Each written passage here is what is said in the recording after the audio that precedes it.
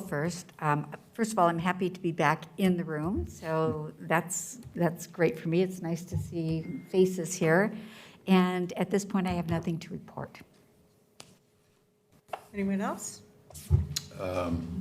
Just briefly, last week at the first impact meeting in a while, we talked a little bit about Metro's resilience, regional resilience efforts. They've got an EPA grant. We talked about a little bit about that.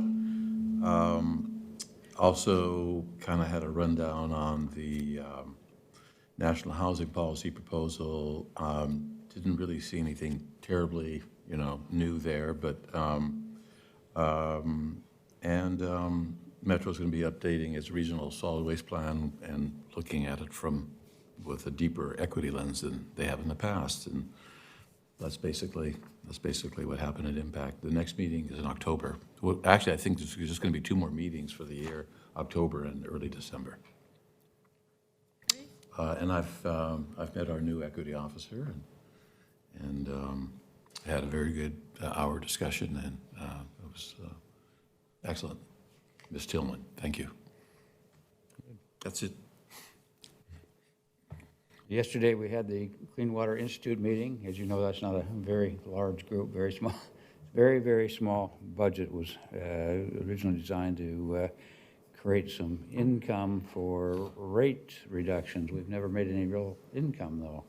But Diane's doing a great job trying to figure out exactly how to reposition. There was a compliment to Commissioner Willie, as well as Commissioner Treese, in regard to your assistance in regard to the PPE that Clean Water, they're not making anything, they just bought some, and they were trying to fill a void, and they appreciated your assistance with the county care money and trying to provide that. So they were very pleased about that. It's a small group, as you know, nothing else really too big coming up other than trying to figure out what other kinds of things they might do in the future and assist with. Beyond that, I don't think I have anything, so pass it to Jerry. Okay. Well, let's see.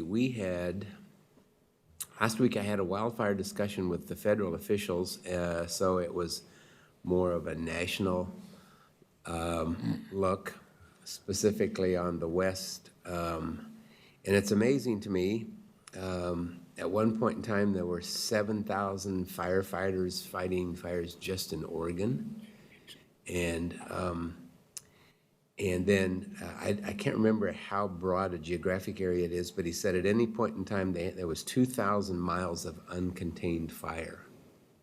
So there was plenty of opportunity for our firefighters. Well, it was also a reminder that we are so blessed here that we didn't have any injuries to our firefighters. We didn't have a loss of homes here in the county, at least.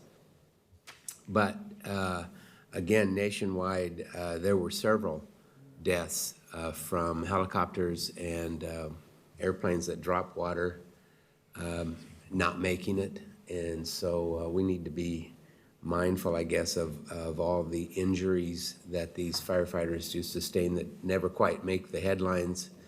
So, and it's all like our own TVF&R and what a great group they were, and we're really happy they didn't sustain any injuries. But it was just a reminder of the danger that these people put themselves into to try and fight these fires and save other lives and save houses. Also had, yesterday was a makeup COLPAC meeting. The COLPAC meeting a couple weeks ago was canceled because of the smoke and the fires. And so got caught up a little bit with COLPAC. If you know Mary MacArthur, she has been with that organization 23 years or something like that. Yesterday was her official retirement day, but she's staying on in a part-time position because they have so many projects going, so she's going to stay on and help them with that. And then, of course, we talked about the broadband project, and that's specifically broadband for rural areas. I need to get more information. I've asked for a meeting with Mary to get caught up on that and to see where Washington County could play in there. Tillamook has already done a study on theirs, so has Columbia County initiated one. And so I don't know what we need to do for our rural areas, but I do know that that's the top topic that I get every time I go out into a CPO meeting or something. They want to know how we can get better broadband in our rural areas. So I will continue to update you on that. You might also sync up with our government relations team, because over the last decade, at least, our federal delegation has provided more funding for rural broadband programs. Right, and I know that in the last couple of years, too, our legislature has tried to put a cell phone tax on to pay for that, but that didn't go anywhere. So I think, I believe I have had the conversation with our GR team and asked them to put that on watch for me if something pops up in Salem or federally on that. So, yeah, so I'll keep you up to speed on that. Other than that, I don't think I Commissioner have Willie? anything more. What is the name of the new executive director? Ariana? Colombo. Yes, yeah. Of Colpack? Yes. Trying to recall, was there any bills passed with respect to broadband funding for rural Oregon in this last short session? No, I think there was, I can't remember if it was the short session or the one before that, but I think there was something attempted in both, and it didn't because of the Republican walkout. Neither one of them made it through, but I was told that it was also, had been so modified that there wasn't going to generate very much money at all, so maybe we can get a different program in there. It's going to have to be funded by all of us who have cell phones at some point in time, so we'll have to wait and see how that comes out of legislature, but I don't know if there's anything on the agenda right now for that.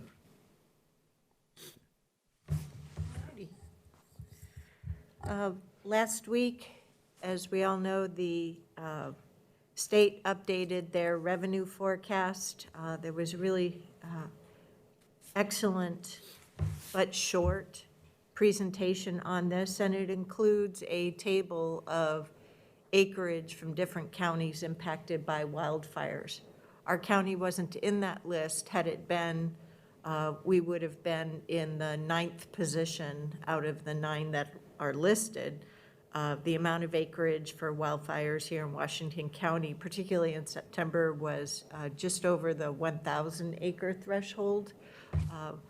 There were a couple in the thousands, but then everybody else was in the hundreds of thousands of acres. So while it was unusual for us to have the extent of wildfires that we had here in Washington County, as Commissioner Willie mentioned, we are absolutely blessed. It's not quite right to say that the state revenue forecast was good news. It's just news that the downward forecast isn't as bad as feared, which is useful information to have. On Friday, I went on the Harkins House Working Theory Farm Tour. I recommend that we all take that. It's a very useful program for the youth in our juvenile justice program, not only because they work on projects, but they're also outside and getting to learn more about the source of food and teamwork and taking responsibility, things of that nature. It's right here in South Hillsborough. Then next week, actually it starts this week. We've got a busy week ahead of us as we focus more of our attention on the Clean Water Services side of our business as the Board of Directors. We've got a meeting this Thursday. Ordinarily, we would travel to the WEFTEC conference, but with COVID, we'll be attending the conference virtually. Should be a great experience for all of us. So in addition to this Thursday afternoon, we've got next Monday, Tuesday, and next Friday. And then there's an AOC District 8 meeting for Wednesday. I've not seen an agenda yet. Perhaps I missed it, in case any of you have seen it. But that's next Wednesday, so hopefully we'll get more information on that. All right, leadership communications. Ms. Angie. Thank you, Chair Harrington. Good morning, Board of Commissioners. I have one update, and I had informed you via email of this last night. However, it's many times good to share good news widely. So really happy to inform all that the Oregon Cultural Trust has determined that a pass-through for the federal relief funds for our cultural organizations can run through Clackamas Cultural Trust. So that's a great solution, and I just want to highlight Ruth Osana's and Lisa Tatterstall's continued work on this to come to a collective solution.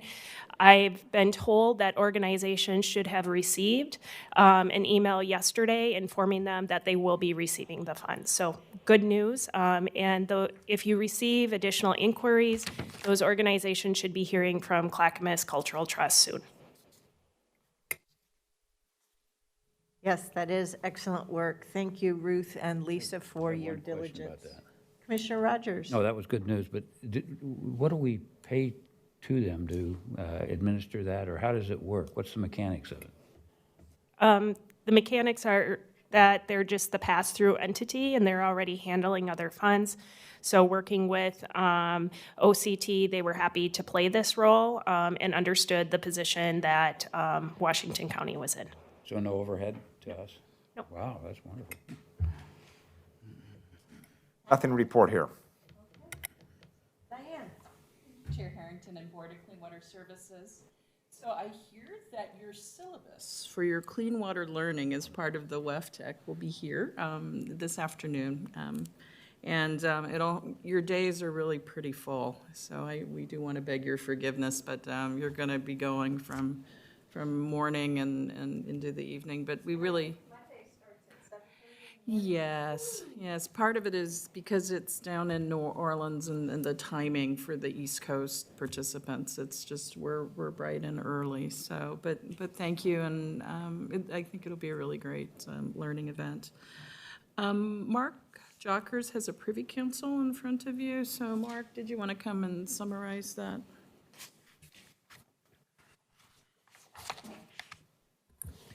Thank you. I just wanted to bring your attention to the Privy Council that I distributed today. This week is a fabulous week to have a barbecue up at Hague Lake, but given the pandemic and physical distancing rules, we are not doing that. So instead, we are reaching out to the 500-plus residents of the valley up there and folks that we have been working with that we typically invite to our annual fall barbecue to send them the postcard that was attached there, and we just wanted to share it with you as well. That postcard goes out this week. I also wanted to note that Mark Jockers and folks looked at and Jerry Linder looked at the constituent letter that the board received. There's misinformation in there, and Mark and Jerry are going to be responding to what's in that letter, especially because it was broadcasted to many people, so. Thank you. You do a good job of keeping us up to date on the goings-on with regard to the different projects and helping us with ensuring that our many customers have good information, good and accurate information. Okay, we'll switch over to just checking in on the formal agenda. We have a Housing Authority Board of Directors meeting first. There is an added item for that, a resolution and order for the financing of the Willow Creek Crossing apartments. Then we had a couple of adds to the Board of Commissioners agenda. Item C on body-worn cameras. Then on the consent agenda, item J was added. This is the procurement of PPE through the Clean Water Institute. And then on item E, a link was added to the bid memo. Are there any questions on today's formal agenda?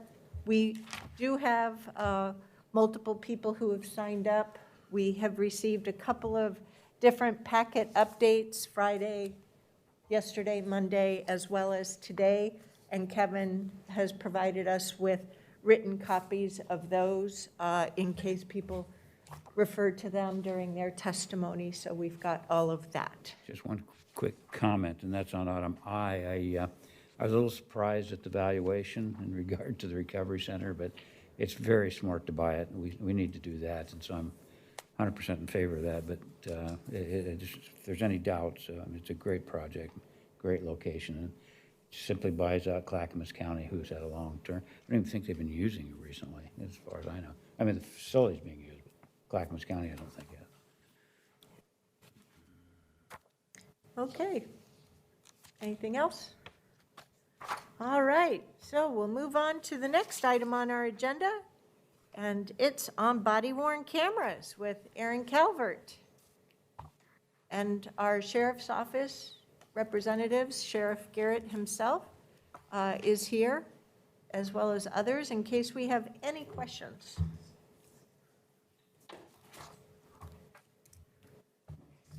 Good morning, Chair Harrington, Board of Commissioners. I'm Erin Calvert with the County Administrative Office. As mentioned, this work session on body-worn cameras is a continuation of last Tuesday's discussion. And as part of that work session, a few questions were raised. It is our hope that we've been able to provide information to help answer those questions. Today's packet includes the Sheriff's Office policy on body-worn cameras, as well as a one-page memo from Sheriff Garrett that was written in response to your good questions raised last week. Sheriff Garrett, Commander Roque, as you mentioned, and Business Manager John Steyer and other experts are present today in the auditorium to help answer any questions or if there's more points needed for discussion. In summary, the timeline of events that led to board discussion and consideration to fund the body-worn camera program is outlined in the work session cover page. And of course, it includes the 6 culturally specific community listening sessions as well as the report to the board. And I'm happy to answer any questions, but that's the short staff report for this morning's work session. Yeah. So last week, we had questions about replacement of broken equipment, as well as what is the arrangement with regard to the equipment buying or leasing, and then a question about the fact that there's this 5-year licensing agreement, and then what happens after that. I know I found it really helpful to have that information, so thank you for the follow-up on that. Are there any questions? The only remaining question I have that I didn't ask last week was how many, I've struggled with this a whole bunch, and that's nothing new to this board. I've said a lot of comments, but how many units would we have to have if we just equipped the officers in the field? In other words, just the bare minimum. Would it be I believe it's 210. 210? Right. And how many are we ordering? We currently have 30 in operation. Right, but what are we ordering in this agreement? If we were to approve the, It would be a full deployment. So my understanding is the contract we would pay in 5 annual equal payments, but that would be for full deployment. So I believe it would take a little bit of time to outfit the vehicles. As some of the, I think they're going to time it with the replacement vehicle, so they would upfit a car once that was replaced. I'm not asking it right. No, I'm yeah, trying to figure out sorry. how many units would go to people who wouldn't be necessarily on patrol at a given time. So I mean, Thank you. if I was So the driving the car command for. structure, but all Yes. still just for law enforcement. Yes. Yes, cameras to be outfitted to deputies and corporals. It's only those individuals who are working a law enforcement mission in a uniformed capacity. So it would be only those on the road. So if Sheriff, if I had the first shift and you had the second, would I hand you my body camera, or I have my own and you have your own? Right? Each deputy or corporal is outfitted with their own camera. And that would be 210? Yes, But you wouldn't have one, for instance. that's correct. That was a question that was asked me, was it, because you've got a lot more than 210 people in your department, so. Right. Correct. This is why we keep using the phrase, it's just for the law enforcement division. That's the patrol division. how about for anyone that would be transporting folks between your jail and the courts? How about folks who might be supervising? Would they have those body cameras as It's a well? court security and transport function. They're not going to be outfitted with body cameras, though. There is a camera in a transport van, the main vehicle that we use. Okay. Answered it. Okey-dokey. Any other commissioner questions?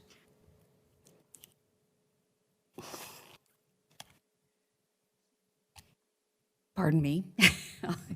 I have a few questions about our process here. As I read the constituent comments and as I take in the timeline, starting with Sheriff Garrett talking about this in our budget. It's not outlined here. It starts with George Floyd, but we were starting these discussions in the budget. I'm concerned about our process, not about body-worn cameras. And I'm concerned about the fact that we're getting the feedback from our constituents and the fact that through our listening sessions, we didn't hear support for these. Now, I'm not saying that I recognize it was a small group of people. Yes, there was support expressed during our listening session. We saw that there was more opposition than support, especially through the decline from when we took the poll in the beginning and at the end. And my concern is that I believe we need to think about our self-imposed deadlines here. And I mentioned this at the last work session, and I'll mention it again. I think we have the opportunity to look at further information from our constituents. So I'm going to put that out there that it's not that I'm opposed to body-worn cameras. I'm not comfortable with where we are in relationship to our constituent comments and to the process that we've engaged in. So I'm just going to put that out there, and I'd like to hear others' thoughts about that as well. Well, I don't think we need to go out and do a scientific poll just on body-worn cameras. We are empowered to make sure that our deputies have good equipment to do their jobs and good training. Body-worn cameras are a good training tool. We just had a big election for a public safety replacement levy and had tremendous community support for that. And re-election of our sheriff, tremendous community support for that. Did we have a active listening session? Absolutely. And I know that I have heard the messages there, which are not out of line with the kind of work that I know I've been talking about doing for years here with the county, and that is addressing community needs, needs for behavioral health, needs for homelessness and whatnot. I do have a problem with gross generalization statements being made as a result of the listening sessions, that there's no support. In fact, we did hear support. All of the information that we got through the listening sessions was qualitative information, not quantitative information. We know that we've had successful deployment of body-worn cameras through a small segment of our patrol division. And just like with other law enforcement agencies here in our community, I think it's time for us to ensure that our deputies have the support for transparency and accountability, as well as the training opportunities that body-worn cameras provide. Many have in my opinion, mischaracterized the need for or the opportunity of body-worn cameras. I have not proposed body-worn cameras as a means to increase safety. That's not the motivation that I've ever used in bringing the proposal forward. So that's why I just don't think that we need to belabor the point any further. And it's time for us to move on. Well, I have a couple of questions about the Cahoots program. Do we have any sense of what that could possibly look like at this county level?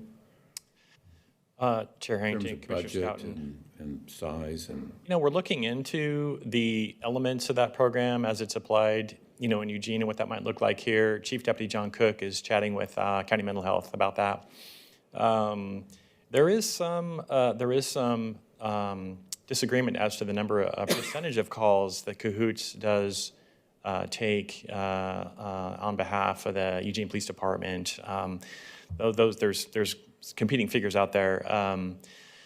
So I just don't know. I will say, though, with respect to our mental health response team, who does a similar function, but pairs, as you know, a mental health clinician with a highly trained deputy, that model in itself is being replicated across the nation in other agencies who are trying to, I would say, catch up to really where we're at.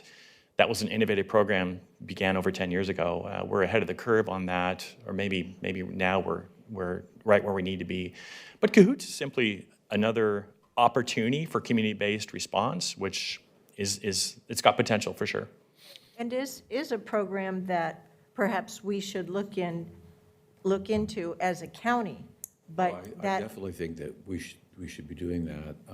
Now, but it's not a program that's driven out of public safety as much as community health.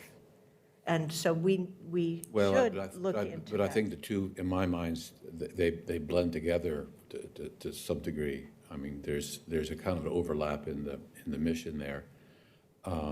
Their budget is for the city of Eugene and Springfield together is about $2.1 million. Am I understanding that correctly? Or this is not a Lane County program. This is something that the city of Springfield and Eugene police departments have worked on together and fund together?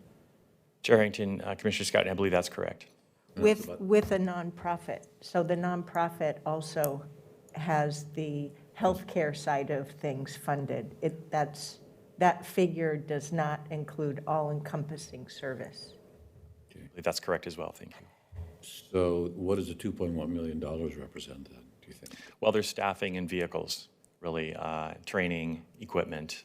I have seen the breakdown. It's been a few weeks since I last looked at it, but we're happy to get that information to you and your colleagues. I think where I am is that I'd like to explore that more and have a clearer picture of how we might be able to take what we are already doing. Can we do more? Is there an opportunity to do what we do plus more? Maybe something like Cahoots, I don't know. But I know I'm concerned about the budget piece of it, and I'd like to see whether I guess I'm just not quite prepared to put the 200, ultimately it's the million something over the 5-year time program. Not quite ready to do that myself because I'm not sure where the funding would come from for maybe a possibly expanded Cahoots program. And until I have a clear picture maybe of what that budget might look like, I'm not quite prepared to invest the $200,000 because maybe we're going to need that as well. That's kind of I'd like to know more about how we might be able to do more at our county level, and what that would cost, and how we can budget that, and then if there's also a budget for the body cameras. I'm supportive of the body cameras. I'm not quite sure if I'm quite prepared to make a cost-benefit analysis decision based on what I know at this point in time. I think, Dick, I hear you, and I like both of those programs, and I think we should look into both of those programs, but don't believe they're connected financially. I think we're going to be forced to probably do both because we're hearing on the side of mental health and sending armed officers into those situations are not good. And so incorporating mental health counselors and those kinds of things, that's to me, a whole different package of financing that we've got to figure out how to do that and how to do that better. The body-worn cameras, to me, provide a different kind of service. And the 4 words that the sheriff gave us last week were transparency, accountability, training, and safety. And I think those are the things that kind of drive me to say, we need to do this. And I guess I'd like to see us do that sooner than later. The listening sessions do provide some challenges because we heard in the listening sessions that there was a significant distrust of public safety, and they didn't trust the officers to turn the cameras on. They didn't trust the fact that there was integrity in the video itself without being manipulated. There was just, to me, a whole bunch of concerns that I think if we move ahead and we approve this, we're going to have to address those because we've heard that. We asked these organizations, these individuals, to tell us what they thought. They told us what they thought, and we're going to go a different direction. And so it's incumbent on us to bridge that and to be able to reach back out to the people who oppose this and say, we heard you. We're going to address your concerns. We're going to make sure that there's 100% integrity in this process and these cameras. And we're going to do a better job of providing accurate data and accurate reflection of what these events actually entailed when we have a situation where an officer has to react in nanoseconds. We're going to have better information if we do this. But I think we reach out to those organizations that have concerns, and we address those concerns so that we're all going to go ahead. It doesn't become, thank you very much for your input, but we're going to do something different. I don't want that message to be out there. So I think we can address both of those, and I am ready to move on this. Well, on your last point, I think it's really important for people to have an opportunity, and for all of us to have an opportunity to kind of learn more about the basic concepts of rules of evidence and custodial rules with respect to evidence. There's a long and established body of law in all these areas, and a lot of people are just simply not familiar with that. And maybe in some ways that's good because it means they've sort of stay clear of problems and trouble, but I think that's an educational piece that could be helpful to all of us. So that's not, I think, my concern. I think my concern is just more, I'd like to do a deeper cost-benefit analysis, and I wasn't quite prepared maybe to have thought about it, try to be a better informed consumer, I think, of a pretty expensive product. I don't doubt that in all final analysis that it's something that probably needs to happen, but I just wanted to do a deeper dive into how we can budget both of these things. Is there a reason that we need to stay on this timeline? That it's a self-imposed timeline, correct? Yep. So it was a self-imposed timeline. You asked the question last Tuesday about going out and doing a scientific poll, and your colleagues said they didn't need to wait for that. And the question isn't tied to that issue. The question is tied more to what Commissioner Willie just said about having answers for some of the issues that were raised. Well, and I think we, in the material we received last week, in our packet last week, does talk about the use of the video, how the video is managed and transferred. It just hasn't been repackaged up into this work session. So we have the basic ingredients of that. But there's no reason for us to package up any further information and touch back unless we're going to move forward. And I will reiterate that I'm uncomfortable with the information. We asked the question of our constituents. I'm uncomfortable with the information that we got back not being consistent with action. I will most likely vote against this, not against body-worn cameras, and certainly not against supplying our sheriff's office with the right tools to get the job done. My concern is the process that we've engaged in. And that's my position. What is it that you would have us do differently, Commissioner? I would like a wider, I would like an additional time frame that allows us, if we're making an investment of $1.3 million, I don't think an investment, and I understand what you just said, that the rest of the commission doesn't support this, but I don't think an investment of $6,000 to $12,000 in a survey to determine what the community support is an unrealistic expectation. So that's my position. I understand that there are others, commissioners, that don't agree with that, but it's important to me to get that out. Commissioner Rogers, did you have anything? I don't think so. My problem is budgetary as well. I understand that we're spending a lot of cash. We're going to be in for some pretty significant budget review coming up. And I'm unfortunately a creature of my own habits, and that is I always like to beta test, and I like the body cameras. I think they make a lot of sense. It's a fiscal issue with me. And so, but I'm torn because I understand that if you don't put them on everybody, then they don't work well. But I don't think there's a lot more, in my opinion, I don't need a lot more information. I mean, I understand, we've done a good job, we've gotten the information, and it's just financial in my mind. So let me respond to your financial, Roy, you know this better than I do, being around with the number of years on the commission. It only takes one lawsuit that we lose I agree. to pay for body cameras.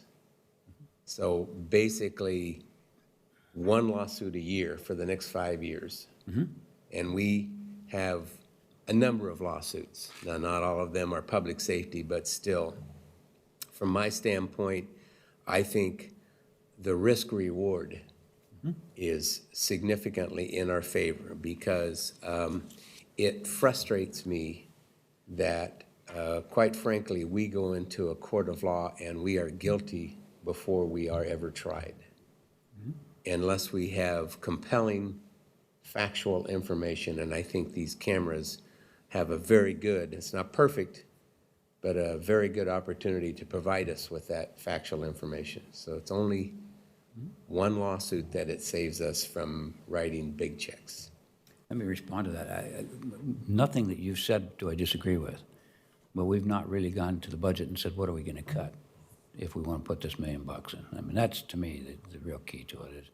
And I've heard you say, Commissioner, more than once, gee, we're getting lower on our reserves, and how are we going to proceed in the following year? So if we would do a deep dive and say, okay, where's it coming from?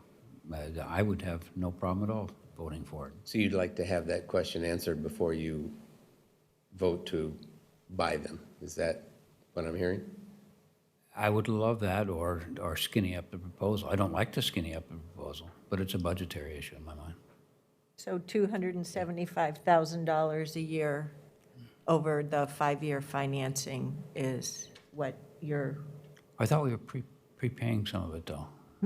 That's $275 a year. Yeah, 5 okay. years. it's $275 a year over 5 years, but the sheriff is far more familiar with those dollars out of the total public safety budget, as well as Aaron. But you're not taking it out of your budget. This is general fund, right? Additional supplement from the general Contingency. fund. Yeah, from contingency, which is already falling dramatically from what it has in the past. Contingency has not fallen yet. We're at the same levels of contingency in this current budget year as we've been in. You're at the same budgeted amount. I don't think you're at the same actual dollar amount, though. I think you're going into next year with less. But that's my opinion. I don't know. I just haven't seen the financials. Yeah, I don't know. Well, and if I might add, Commissioner Willie presented the lawsuit case. For me, it's not about lawsuits per se, though I understand that position. There's the training element, and there are a number of investigations and assertions made about our deputies that never lead to lawsuits. But we end up with HR and with legal having to investigate those, and that's money. And having the body-worn camera is another, almost like another set of eyes in terms of what transpired. So it's not a he said situation.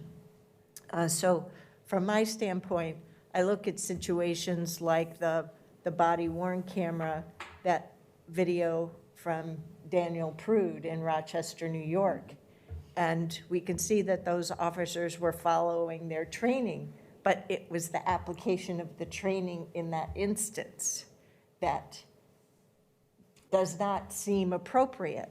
And we require our deputies to be able to handle just a huge array of situations. So how can we ensure that we are helping them be prepared for the lightweight situations as well as massive heavyweight situations?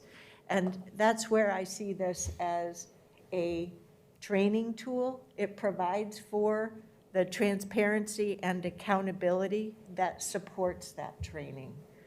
It also has the benefit of helping in all those investigations and could also help with regard to any future lawsuits. Sheriff, you've heard questions, you've heard discussion. You and Aaron both are far more familiar with the particulars of what the program involves, how that and all the other equipment. I mean, for every deputy, we invest thousands of dollars, multiple thousands of dollars of equipment and training and so forth. So what are your thoughts? And also, how do you want to respond to the various questions you've heard us express today to one another? Thank you, Chair Harrington and Commissioners. This is really helpful to hear. And it's kind of in addition to the listening sessions, Commissioner Therese, I understand the points that you make as well. I recognize this is a financial investment, and there are limited resources, which you have to make difficult decisions to commit to an array of needs and requests that exceed those resources. Again, I would just highlight the four words mentioned earlier: transparency, accountability, training, and safety.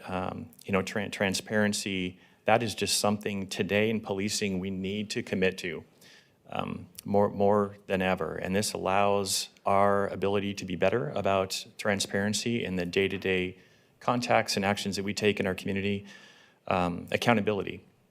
So in my mind, body-worn cameras is a coin with two very distinct sides and important sides. One is our deputies work very hard to make good faith decisions in support of the community every single day. And sometimes those decisions are as has been referenced, in a very narrow time frame, in a split second. And the vast majority of those times, they make the decisions that we need them to make. And sometimes, as we've seen across the country, we learn that police officers, deputies are human. And something may not go the way that we had hoped. And we still need to be accountable to when that happens and then take corrective action. And so those are really important sides of the same coin. With respect to training, my apologies to use a football analogy, but it's happening. Football teams get better when they watch film. And this enables us to have a better ability to through a quarterly audit process, to watch how we're doing day to day, and then make adjustments. Make adjustments with individual deputies, or make adjustments to how we apply our protocols and develop our protocols and policy. And then safety. As I said, it's anecdotal. It does kind of calm things down. In most cases, when a deputy announces, "Hey, just so you know, Commissioner, our conversation is being audio and video recorded." So that is, again, my bottom line as far as the value goes. And then lastly, we have two agencies, our two largest municipal agencies in the county, who have used body-worn cameras for 2 years. It's working. It's working for them. They're learning lessons along the way, and I think it can work for us as it's working for them. So I support the investment, and I just appreciate that you're deliberating this in a careful manner. But I support it. Thank you.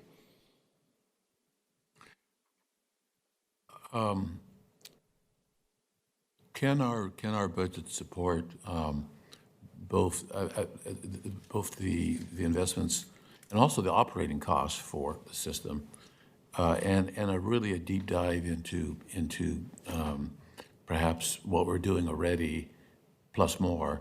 I'll just call that might look like something like they're doing in Eugene and Springfield. There's clearly cost benefits there as well. They have a budget of about $2.1 million, so it's not inconsiderable.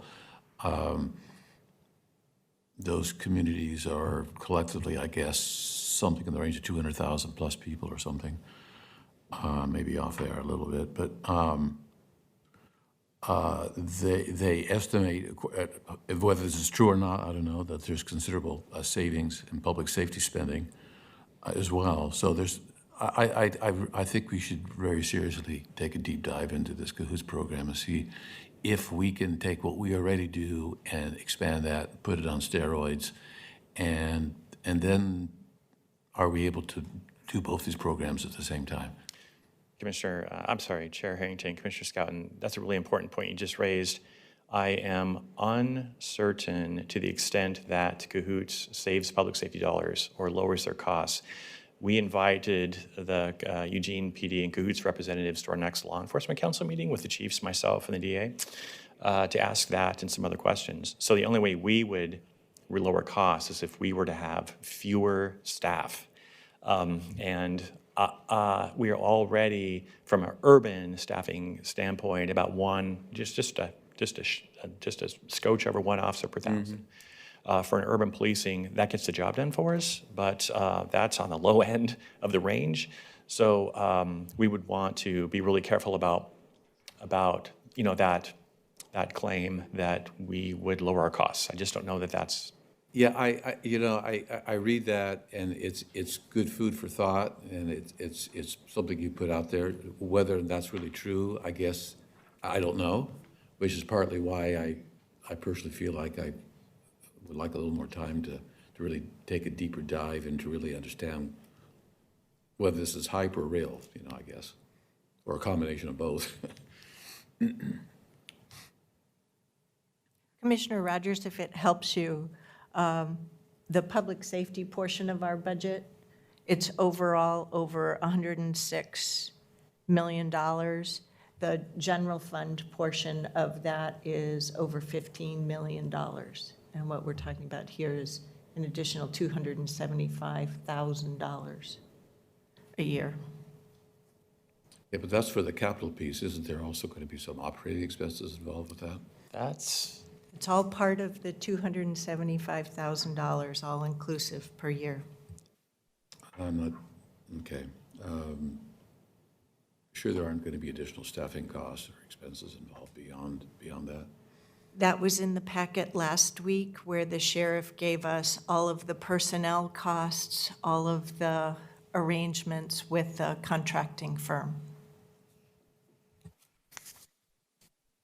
Well, I'm a little skeptical, but I think we're talking about We'll just see. I guess I just still wasn't prepared to, I'd like to do a deeper dive into this CAHOOS program before. Okay, any last questions? So Dick, am I hearing you say that you don't want to make this decision yet until we have looked further into the CAHOOTS program? Because to me, again, I think those are two different topics, two different avenues, both of which we need to pursue, but I don't think they're mutually connected from the standpoint of what they provide for us. And again, reflecting back on the 4 keywords that the sheriff gave us last time, I think those are, I'm looking at those as specifically identified to the body-worn cameras, not the benefits that we could get from a program like CAHOOTS. So anyway, that's just me. I haven't combined those two yet, but I was asking that question of you. It is. I guess that's a question I'm not sure what the answer is exactly on that from a financial standpoint. I just wanted to I was dig a little deeper into that. I'm not far from making a decision. I wasn't quite prepared to make one today, so I would be a no simply because I'm not quite ready to make that final decision today.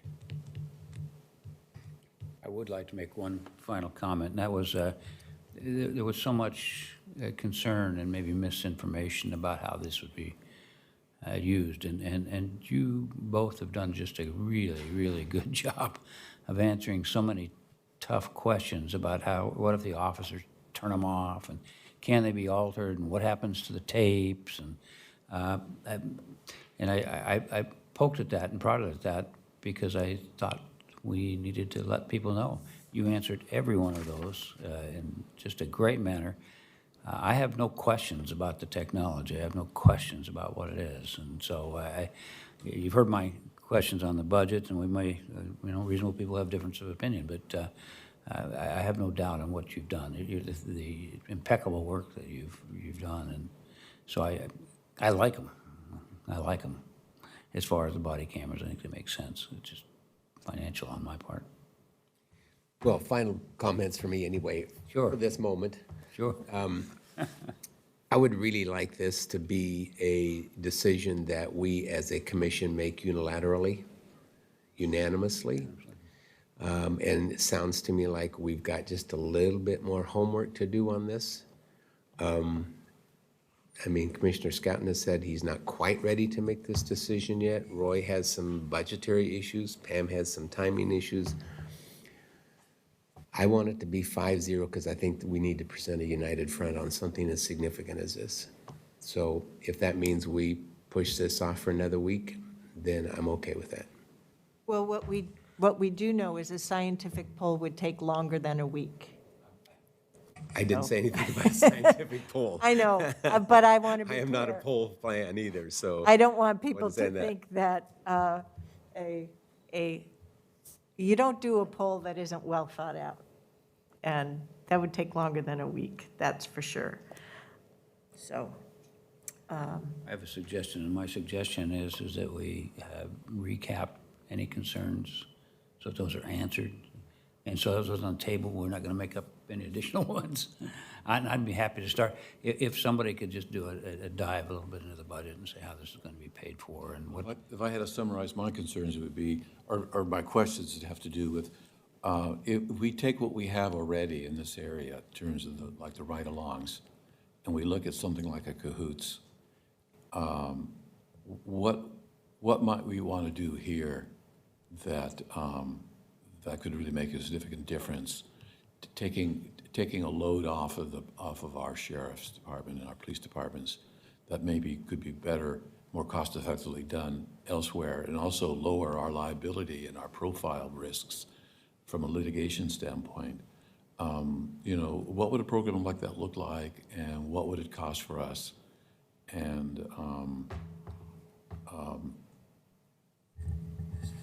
how would we, if in fact we could or want to, adapt what they have there? And what apparently the folks that run this program have do extensive amount of consulting work as well.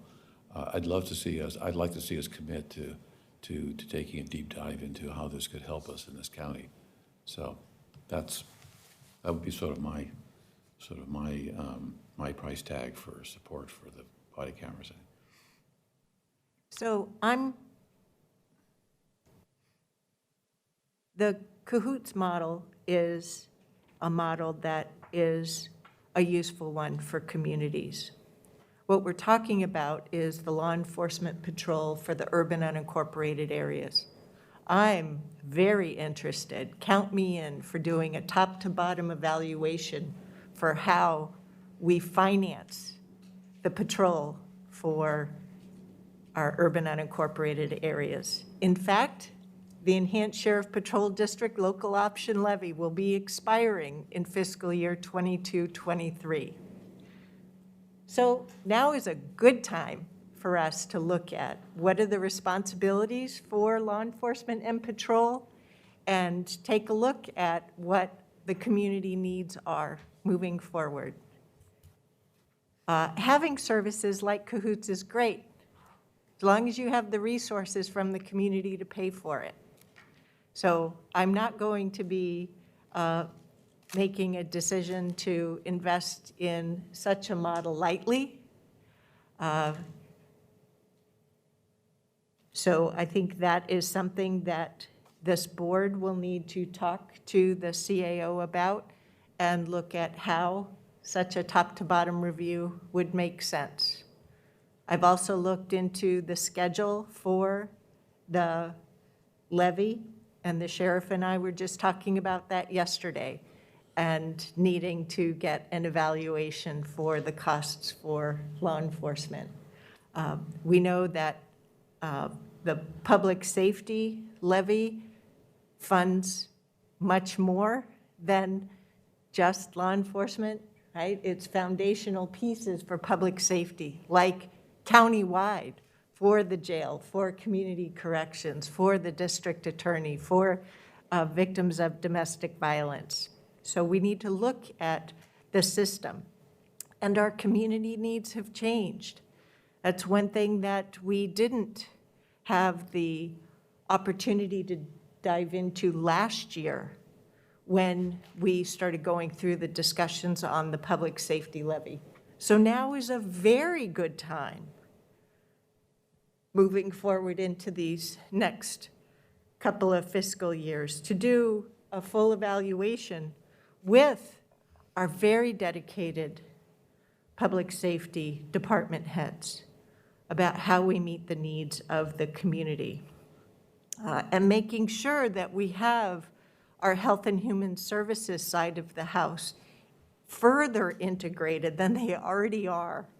And they work very well together. But we have things like the Treatment and Triage Center and the Hawthorne Clinic that also have needs for further expansion in order to meet our community needs. So we do have an awful lot of work ahead of us. So I hear what your proposal is. Quite frankly, in terms of what I'm hearing Commissioner Schouten wanting to do, it's not as simple as just taking some amount of time and looking at Cahoots and seeing how might we pull that off. I don't think I necessarily said that, but I think we need I'd love to see us, I cannot accept at face value the claims that are set out for Cahoots, but I am intrigued by them, and I'd like to have a deeper understanding of them. Yeah. So I think we need to decide if we want to move forward with body-worn cameras decision within this next quarter or not. And as I think you're correct, Commissioner Willie, these are two different yet connected aspects of this with regard to public safety. I think we've had the benefit of the information of what it would take for quite some time. But if the commission doesn't want to move forward with the action today, we don't need to. And we can just table it. Yeah, I think what I was hoping we could get to is answering the two questions Commissioner Rogers and Commissioner Scoutton's two different, very different questions. And I think we can, we're not going to obviously understand the entire cahoots scenario, but I think we should be able to get you to a place where a commitment to go further into that and do that study and look at that and again, bifurcate that from the body-worn cameras, but give you some assurances that we're going to do what it is that you think we need to be doing on that. Yeah, that sounds good. Yeah. And the same thing with Roy, being able to give a more clear picture as to where this money would come from and how about we'd go about doing that. And I'm confident that you two can take care of that as well. So if we could get that taken care of over the next week and then address this issue at the next board meeting, which is The 2 weeks, 13th. isn't it? Yeah, it's 2 weeks out. So that would be my proposal, if that's okay with everybody around the table. If not, well then, again, I want it to be unanimous. Yes, Commissioner Treese? I still have, we were summarizing our positions, and I still have concern about our community response. And one question I'd raise is, have we considered, where are we in, maybe this is a better question, where are we in considering a community oversight committee for a variety of issues? And that, I'm looking for ways to involve the community in this process, frankly. Chair Harrington, Commissioner Treese, thank you for the question. So we're currently full speed ahead working with Latino Policy Council about establishing a Sheriff's Office Latino Advisory Commission. We've been meeting about every other week for over a couple of months. And that effort that we are building, we have consensus around commission composition, goals, how we're going to get there. We're working on bylaws. We're doing the back end work to give us the best chance for success once we commence, co-chaired by a community member and myself. And not be limited to our Latino community, but our BIPOC community across the board. But as you know, our Latino community is our largest community of color. And so we really wanted to focus there first. I understand. And that's, I had hoped, or planned in the next 6 weeks or so to come to a work session with one of October our 20th. partners and talk to you about that more. And would body-worn cameras be part of these discussions moving forward? You know, the short answer is yes. One of the ways we see the commission helping us is to shop our policy, new policy changes by this group for their feedback so that we have their lens about how that would impact our communities of color. And in your process to establish this group, I'm going to use the term, what authority do they have, but do they have an opportunity to talk with the commission as well about their opinions? Is that built into the process? Commissioner, is your question, do they have an opportunity to talk to you? Yes. We can absolutely build that Certainly in. Yeah, happy to do that. It's been a choice of the Latino Policy Council to focus on this upcoming task force with the sheriff. They've chosen to focus on the public safety side of things, as many of their community issues have been, particularly around ICE and other concerns for public safety. We did hear from members of the Latino Policy Council during the course of the listening session for support for body-worn cameras, though different individuals from that group chose to take a lightweight approach in terms of representing themselves, perhaps by virtue of what they saw as the experience through those listening sessions. And I will continue to respect their wishes there. What I'm trying to do right now is thread the needle and find an opportunity that addresses what the community response that I've heard has been, along with the usage of body-worn cameras and the purchase of those. So just, that's where I am right now. I think one thing that I remind myself is that this was the first time that we've taken a listening session affinity group approach with a topic like this, and we had to use resources outside in order to host the program because we didn't have the resources in-house, and even that took a bunch of coordination.